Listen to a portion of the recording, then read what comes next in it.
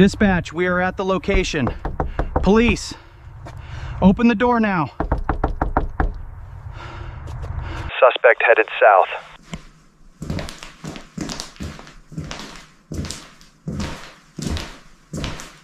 Angeline Mock was the kind of news anchor people genuinely liked waking up to. Bright smile, calm voice, sleek hair. She projected the kind of steady, grounded energy that made morning news feel less chaotic. For 12 years, she built a television career from the ground up, starting as a small-market sports reporter before climbing all the way to a morning anchor role in St. Louis. She was polished, professional, and trusted. Behind every milestone stood her mother, Anita Avers, a licensed therapist who doubled as Angie's most devoted cheerleader. Every city move, every promotion, every on-air step forward, Anita was there. She wasn't just a supportive mother in the ordinary sense. She was someone who understood human psychology professionally and applied that understanding personally to her daughter's life. Friends and colleagues who knew both women described their bond as genuinely close, not without the usual friction between mothers and daughters, but fundamentally warm and loving. When Angie left television in 2015 and transitioned into software sales and later data management, Anita never stopped showing up for her. The cameras were gone, the studio lights switched off, but the first major warning sign arrived in the form of what Angie's stepfather Barry described simply as an explosive situation involving alcohol. The details were kept private, but the consequences were not. Angie lost her job and was forced to move back home. For many families, this would be a quiet, manageable setback. For the Mock household, it became the opening chapter of a long, exhausting crisis. Anita, drawing on both her professional instincts as a therapist and her unconditional love as a mother, stepped in fully. She pushed Angie toward treatment, sat with her through the uncertainty, and refused to give up. Doctors eventually diagnosed Angie with bipolar disorder. Later, that diagnosis was updated to something more serious, schizoaffective disorder, a condition that combines the hallucinations and delusions of schizophrenia with the extreme mood swings of a mood disorder. Medication was prescribed. A treatment path was laid out. For a while, the structure seemed to hold, but schizoaffective disorder is unpredictable, and stability is fragile. Barry told detectives that Angie suffered from delusions and episodes of deep depression. In the months leading up to Halloween 2025, the warning signs intensified dramatically. During a routine family card game, Angie suddenly began insisting that everyone around her was a robot, that none of the people sitting at that table were real human beings. The outburst was frightening enough that police were called. Angie was hospitalized for psychiatric observation for nearly 2 weeks. Then, she came home. October 31st, 2025 began like any other quiet morning in the Wichita neighborhood where Angie and her 80-year-old mother Anita lived. By 7:51 a.m., that quiet was shattered. A neighbor driving down the street suddenly saw a woman burst out of a nearby house and sprint directly toward their car. It was Angie, but barely recognizable. She was shaking violently, gasping for air, and soaked in blood. Her hands were covered in it. Her clothing was saturated. She grabbed the neighbor's phone, begged them to call 911, then turned and ran back inside the house before they could say a word. The neighbor later recalled the encounter with visible distress. A woman covered in blood, arms outstretched, asking for help, and then vanishing back into whatever she had just come from. When the 911 call connected, the words that came through the line stopped dispatchers cold. Angie reportedly said she had stabbed her mother to save herself. Officers arrived within minutes. They found Angie outside with fresh cuts on both hands. Inside the home, the scene was unlike anything they expected. A bloody cell phone on the kitchen sink, a clean knife dropped on the floor, a butcher knife with blood on it in the living room, another abandoned phone on the coffee table. And in the bedroom, Anita Avers lay motionless on her bed, her body bearing multiple stab wounds to her face, head, and torso.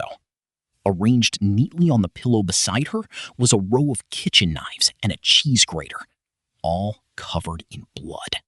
Detectives sat Angie down, hoping to piece together what had happened inside that bedroom.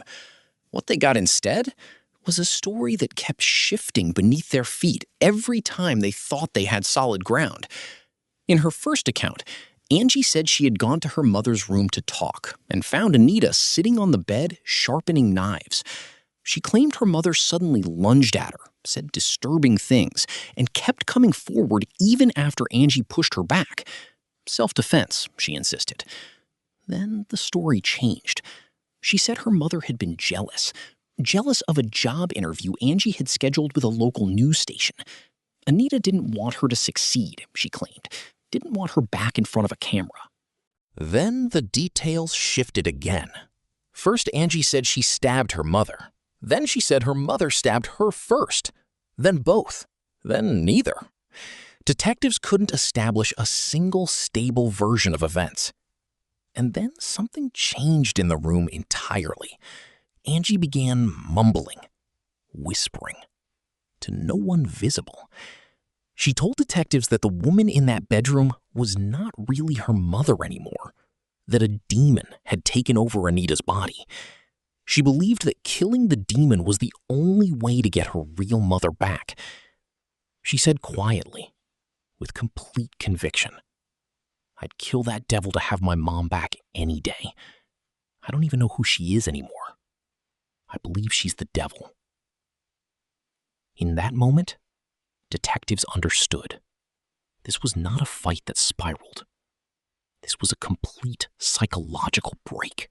Angeline Mock was charged with first-degree murder. The charge carried full weight. Prosecutors argued she acted unlawfully, intentionally, and with premeditation. That last word mattered enormously. Premeditation meant the state believed this was not a moment of blind rage or a panic-fueled accident. They believed Angie had made a conscious, deliberate decision to kill her mother. They were pursuing the maximum charge, and with it, the maximum possible sentence. The first court appearance produced an image that burned itself into public memory. Cameras inside the courtroom caught Angie smiling, not nervously, not in confusion, but plainly smiling. The moment ricocheted across news coverage and social media immediately. People who had once watched her deliver the morning news from behind a studio desk now watched her stand before a judge accused of her mother's murder, smiling. It raised deeply unsettling questions. Did she not understand the gravity of what she was facing? Had her grip on reality become so fractured that the weight of the moment simply wasn't registering? The judge set bond at $1 million and ordered a full competency and mental health evaluation before proceedings could move forward. Then, as Angie was escorted out of the courtroom, the smile disappeared. Her face tightened. Her eyes filled. Something in those final seconds seemed to crack through. A flash of awareness, perhaps, of what her life had become and what she had taken from the woman who had never stopped loving her. Anita Avers was not just a mother. She was a therapist, someone her clients trusted with their grief, their trauma, their most private pain. The people she had helped professionally were left trying to reconcile two impossible images: the warm, compassionate woman who had helped them feel safe, and the victim whose final moments were spent in terror at the hands of her own child. Her colleagues described her as someone with a rare gift for making people feel genuine compassion toward themselves. Her clients said they never expected to lose her at all, let alone this way. The community's grief was real and deep. But beneath the grief sat something harder: the recognition that warning signs had been present for months. Hospitalizations, delusions, a family that loved Angie and tried to protect her without ever fully grasping how dangerous she had become. Barry, her stepfather, told detectives he never once felt threatened by her, never thought she was capable of violence. That gap between visible warning signs and the belief that danger is truly present is what makes cases like Angie's so devastating and so difficult to prevent. Mental illness, left without adequate intervention, has no clean trajectory. It doesn't announce its worst moments in advance. It builds in the background, quiet and patient, until one morning it arrives at 7:51 a.m. and changes everything.